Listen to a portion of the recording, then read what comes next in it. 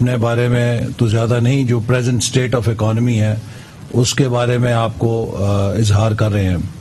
لیکن اس economic survey کی important element یہ ہے کہ اس کے ٹارگٹس اور ایکچوئل نمبرز کا ریلیونس نہیں ہے. It is like apples and oranges. چونکہ جب یہ ٹارگٹ رکھے گئے تھے تو اس کے بعد اکانومی کو ری بیس کیا گیا اور اس کی بنیاد کو براڈ کیا گیا، جس سے کہ گروتھ کے ہائر نمبرز پیش ہوئے. تو لہذا یہ ضرور آپ سب جب پروجیکٹ کریں گے تو یہ کہانی یہ نہیں ہے کہ اس سال ٹارگٹ سے بہتر کی گئی ہے.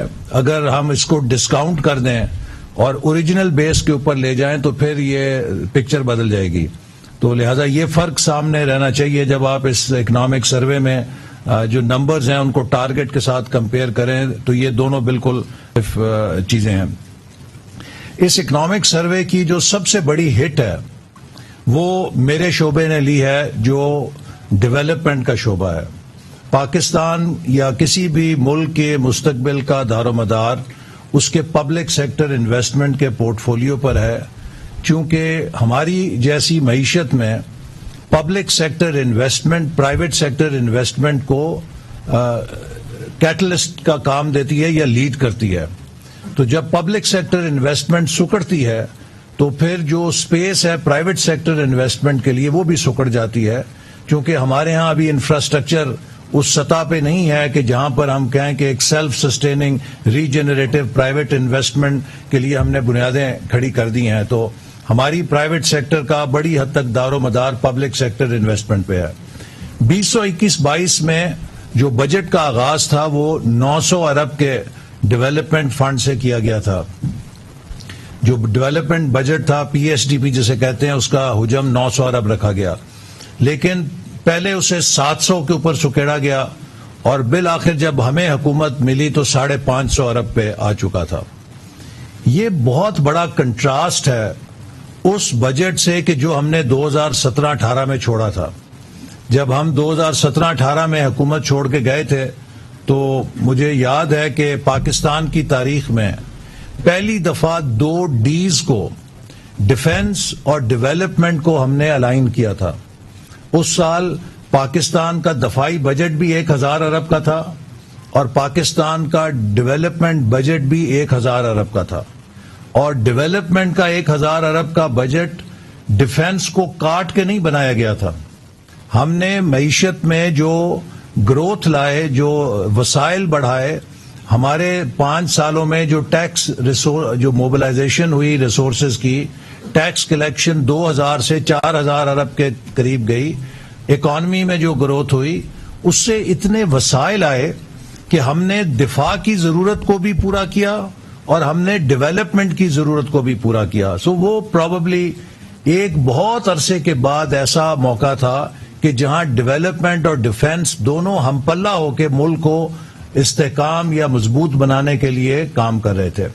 میں یہ بات ضرور واضح کرنا چاہتا ہوں کہ آج پاکستان کے مستقبل کا انحصار ایک مضبوط دفاع کے ساتھ ایک مضبوط معیشت کے اوپر بھی ہے. ہماری نوجوان آبادی ہے. اگر ہم نے اپنے نوجوانوں پر، اگر ہم نے اپنی تعلیم پر، اگر ہم نے نوجوانوں کے لیے روزگار پر وسائل نہیں لگائے تو اس کا انجام وہی محرومی کی صورت میں نکلے گا جو ابھی کراچی یونیورسٹی کے اندر ایک ایم فل کی طالبہ نے 2 بچوں کی ماں ہے خود کو پھاڑ کے جو تخریب کاری جیسے کی ہے. تو آج آپ دیکھ رہے ہیں کہ کئی جو پڑھے لکھے نوجوان جو بے روزگار ہیں یا جو پسماندگی یا غربت کے حوالے سے محرومی کا شکار ہیں وہ انتہا پسند رویوں کی طرف مائل ہو جاتے ہیں. تو لہذا ہماری جو ویژن 2025 کی مسلم لیگ نون کی حکومت کی اپروچ تھی وہ ایک بیلنسڈ گروتھ کی تھی کہ ہم ہر شعبے کو ہم پلہ کر کے ایک بیلنسڈ گروتھ کے ساتھ پاکستان کو ایک جدید معیشت بنائے. اور آپ نے اس کا نتیجہ دیکھا کہ 2013 میں جب ملک میں بجلی نہیں تھی، ملک میں بدامنی تھی، 2017-18 میں ہم نے تقریباً لوڈ شیڈنگ کو بھی قابو پا لیا، ملک میں امن بھی کر دیا. سی پیک بھی ایک بہت بڑی کامیاب ہمارا پروجیکٹ اور پہچان بنا، بلکہ اس 2017 میں امریکہ، برطانیہ، یورپ سب ممالک کے سفیر آ کر مجھ سے پوچھتے تھے کہ ایکسیلنسی بتائیے کہ ہم کہاں انویسٹ کر سکتے ہیں. تو یہ جو ایک پاکستان کی کہانی بن رہی تھی 2017-18 میں، ہم ترقی کی شاہراہ یا ترقی کے موٹر وے جو ویژن 2025 تھا اس پہ تیزی سے گامزن تھے کہ یک 2018 میں نیا پاکستان کا ایگزٹ لے لیا گیا. اور جب وہ نیا پاکستان کا ایگزٹ موٹر وے سے لیا تو اس نے 4 سال پاکستان کو برباد کر دیا. پاکستان کی معیشت کی بنیادیں کمزور کر دیں، اور ہم پھر اب گاڑی کو اس ایگزٹ سے ری انٹری کر رہے ہیں. نئے ایک ٹول پلازا کے ذریعے ہم انٹری کر رہے ہیں اور موٹر وے پہ لا رہے ہیں، لیکن ایٹ اے پرائس. کوئی حکومت یہ نہیں چاہتی کہ وہ 60 روپے فی لیٹر تیل کی قیمتوں میں اضافہ کر کے اپنے لوگوں پر بوجھ ڈالے.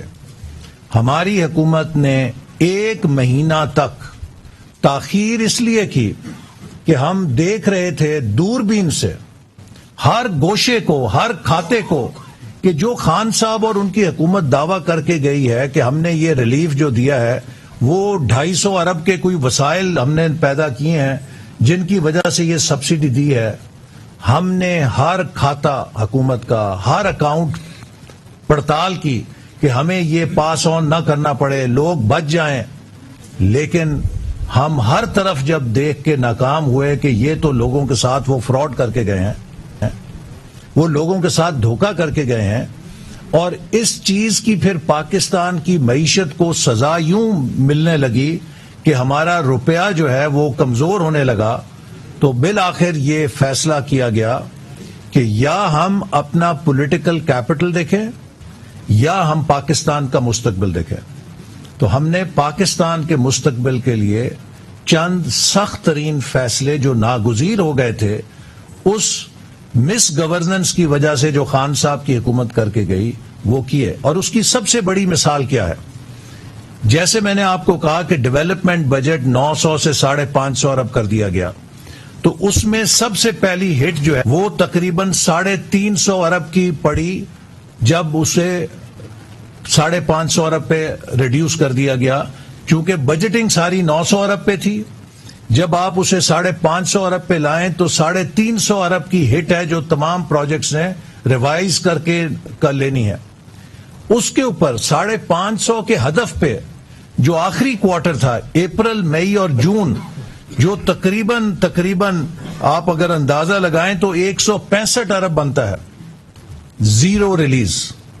وزارت خزانہ نے صاف ہاتھ کھڑے کر دیے کہ جناب ہمارے پاس آپ کو دینے کے لیے 1 روپیہ نہیں ہے.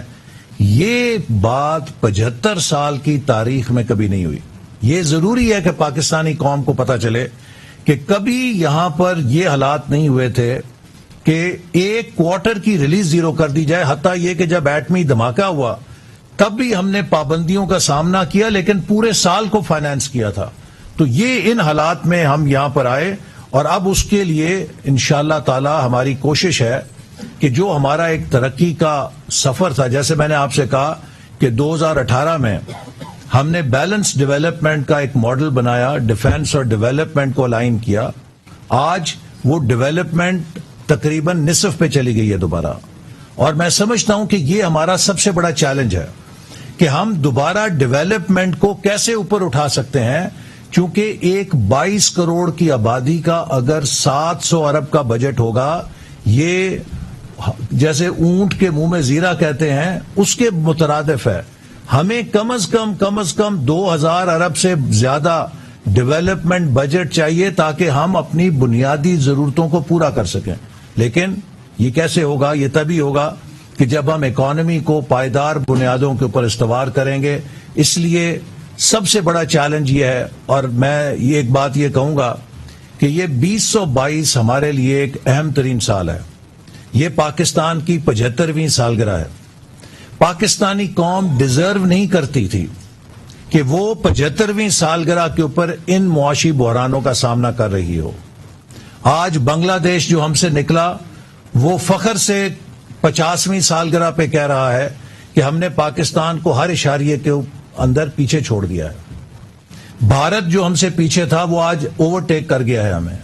ہمیں بحیثیت قوم سنجیدگی کے ساتھ سوچنا ہے کہ ہم کیا اس سفر کو جیسے 75 سال میں چلایا مزید جاری رکھ سکتے ہیں یا we have to take a new path. اور اسی لیے پرائم منسٹر شہباز شریف صاحب نے نیشنل چارٹر آف اکانومی کی بات کی ہے. اور اس مقصد کے لیے ہم ایک national turn around conference ministry of planning منعقد کر رہی ہے جس میں پورے ملک سے تقریباً 1000 اکنامک سٹیک ہولڈرز کو مدعو کیا جائے گا اور ہر شعبے کے اندر ایک مختصر المیعاد اصلاحاتی ایجنڈا ترتیب دیا جائے گا. اور اس کی تکمیل کے لیے ہم حکومت سے زیادہ ان ہنرمند ذہین پاکستانیوں پہ انحصار کریں گے جو کہ پرائیویٹ سیکٹر کے اندر ہیں, اکیڈیمیا کے اندر ہیں, اوورسیز پاکستانیز ہیں. ہم ان کو چیمپئنز آف ریفارم کے ایک نیٹ ورک میں منظم کریں گے تاکہ حکومت اور عوام کی پارٹنرشپ سے ہم ایک ٹیم پاکستان بنائیں. آج ہر پاکستانی کا فرض ہے, چاہے وہ مسلم لیگ نون کا ہے, چاہے وہ پی ٹی آئی کا ہے, چاہے وہ پیپلز پارٹی کا, کسی پارٹی کا ہے, وہ پاکستانی بن کے سوچے. پاکستان تخریبی سیاست کا متحمل نہیں ہو سکتا. اسی لیے ہم نے اس ڈیولپمنٹ بجٹ کے اندر جو ترجیحات رکھی ہیں ان کو اس بنیاد پہ متعین کیا ہے کہ ہم ایک ترقی کے نئے سفر کا آغاز کریں. سب سے پہلی ترجیح ہماری ہیومن ریسورس ڈیولپمنٹ ہے. اور ہیومن ریسورس ڈیولپمنٹ میں جہاں ہم بے شمار ایجوکیشن کے انیشیٹوز, نوجوانوں کی تربیت کے انیشیٹوز کر رہے ہیں, جو سب سے بڑا شعبہ وفاقی حکومت کے پاس ہے وہ ہائر ایجوکیشن کمیشن ہے. تو ہائر ایجوکیشن کمیشن کا جو ریوائز ٹارگٹ پچھلے سال 26.3 ارب تھا, اس سے ترقیاتی بجٹ کو بڑھا کے 44.2 ارب کیا جا رہا ہے, جو کہ تقریباً 67% اضافہ ہے. 67% انکریز ہے ہائر ایجوکیشن کے بجٹ میں. اسی طرح جو سی پیک کے منصوبے ہیں ان کو ہم دوبارہ ریوائیو کر رہے ہیں. گزشتہ حکومت نے سی پیک کو نشانہ بنایا, اس کی میں آپ کو 3 مثالیں دینا چاہتا ہوں. گوادر بندرگاہ 4 سال ڈریجنگ نہیں کی گئی یا نہیں ہونے دی گئی, اس کے نتیجے میں گوادر بندرگاہ کی گہرائی 11 میٹر رہ گئی ہے. آج وہاں پہ کوئی بڑا شپ نہیں آ سکتا. وہ بندرگاہ جو ڈیپ سی پورٹ تھی اس میں آج کوئی جہاز بڑا لنگر انداز نہیں ہو سکتا, چونکہ 4 سال اس کی ڈریجنگ کے لیے فنڈ جاری نہیں کیے گئے. کیا یہ دانستہ طور پہ نہیں کیے گئے یا نااہلی کی بنیاد پہ نہیں کیے گئے, یہ اس کو ہمیں جانچنا ضرور چاہیے. اسی طرح ML1 ہمارا ریلوے کا نظام تباہ ہو رہا ہے. ہم نے 2017-18 میں چین کے ساتھ ڈیزائن مکمل کر لیا تھا, صرف ٹھیکہ دیا جانا تھا. 4 سال اس پر سیاست کی جاتی رہی, ML1 منصوبے پہ ایک اینٹ نہیں رکھی. نتیجتاً ریلوے کا ٹریک 4 سالوں میں مزید تباہ ہو گیا ہے.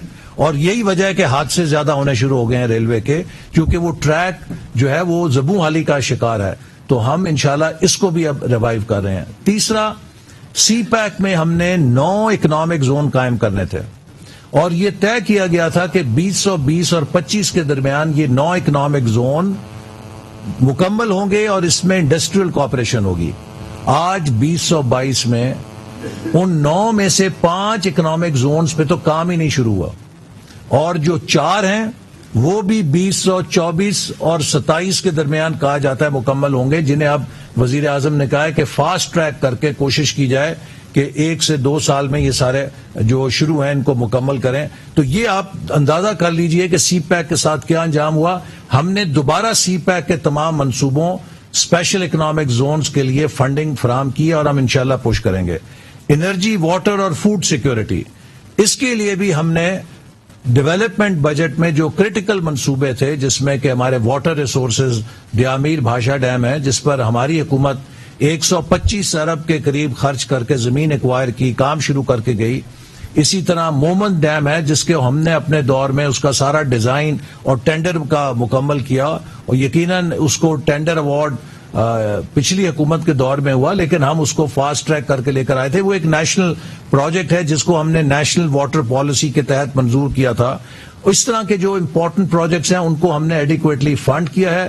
فاسٹ ٹریک کریں گے، اور ایک بہت اہم منصوبہ جو خیبر پختونخوا کے لیے ہے، چشمہ رائٹ بینک کنال لفٹ کم گریوٹی پروجیکٹ، جو 30 سال سے سرد خانے میں تھا، اس کی ہم نے منظوری کی ہے، اور انشاءاللہ کوشش کریں گے کہ اس کو بھی اس سال میں لانچ کر دیا جائے۔ اسی طرح ایک اور اہم چیز جو ہم کر رہے ہیں انکلوسیو ڈیولپمنٹ میں، پہلی دفعہ پاکستان میں وزیر اعظم صاحب نے ایک فنڈ کھولا ہے جو لیسٹ ڈیولپ اور پورسٹ ڈسٹرکٹس ہیں پاکستان کے، ان کے لیے 40 ارب روپے کی مالیت سے ایک ونڈو ہم کھول رہے ہیں، جس میں 50% ہم پروونشل گورنمنٹ سے لیں گے، اور وہ پسماندہ ترین علاقے جو ہمیشہ سے پیچھے رہ گئے ہیں، وہ ہماری ترقی کے دوڑ میں نہیں شامل ہو سکے، ہم انہیں ٹارگٹ کر کے ترقی کے شاہراہ میں آگے لے کر آئیں گے۔ اسی طرح جو انڈسٹریل ڈیولپمنٹ ہے اس کو فروغ دینے کے لیے، جیسے میں نے کہا کہ انڈسٹریل جو زونز ہیں ان کو پرائرٹائز کیا ہے۔ ٹرانسپورٹ اینڈ کمیونیکیشن میں وہ ہمارا نیٹ ورک جو ابھی ادھورا ہے، ہمارے انفراسٹرکچر کے بہت سارے پروجیکٹس ادھورے رہ گئے تھے، NHA کو فنڈنگ بڑھا رہے ہیں، ریلوے کی فنڈنگ بڑھا رہے ہیں تاکہ یہ ہمارا انفراسٹرکچر ٹھیک ہو۔ اسی طرح ٹیکنالوجی اور انوویشن کو ہم نے خصوصی فوکس کیا ہے، اور اب آپ کو پتہ ہے ڈیجیٹل اکانومی ہے اور انوویشن کا زمانہ ہے، تو ہم نے ایک اسپیشل انوویشن فنڈ قائم کیا ہے جس میں ہم انوویشن کو ایگریکلچر میں، انوویشن کو گورنمنٹ میں، اور خاص طور پہ جو ینگ وومن انٹرپرینورز ہیں جو انوویٹ کر رہی ہیں ان کے لیے ایک ونڈو کھول رہے ہیں جس سے ان کو انکریج کیا جائے گا۔ اور آخر میں 2 اہم شعبے، یوتھ اور بلوچستان۔